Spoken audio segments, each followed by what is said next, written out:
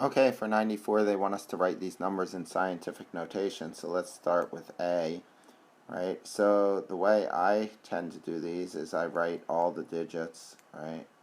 7, 8, and then I put the decimal point where it would be in scientific notation, so between 1 and 10, so 5.4678, that's between 1 and 10. And now I count, I'm going to put where the decimal point was before, right? It was there.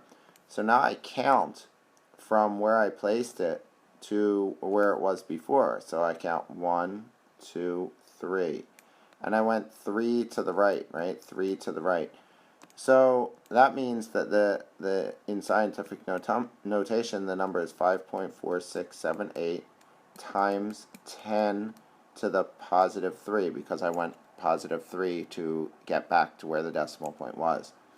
So that's A. B, same thing, right? I'm going to write the numbers, right? So 0, 0, 3, 2.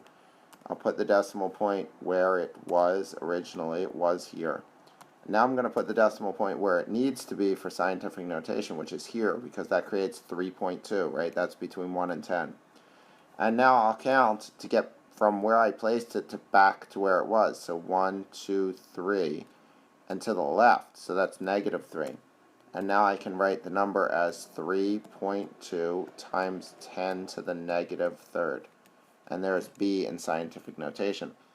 The third one, C, I have this larger number, 8007020, right? And I'll put the decimal point where it was originally, which is here. And now I'll put the decimal point where it needs to be, right? And here, because 8.00702 is between 1 and 10, right? So now I have to count from where I placed the decimal back to where it was. So 1, 2, 3, 4, 5, 6. So I went to the right 6, which is plus 6. So now I can write the number as 8.00702. I don't need the last 0, right? It's trailing 0. Times 10 to the positive 6, because I went to the right 6 places.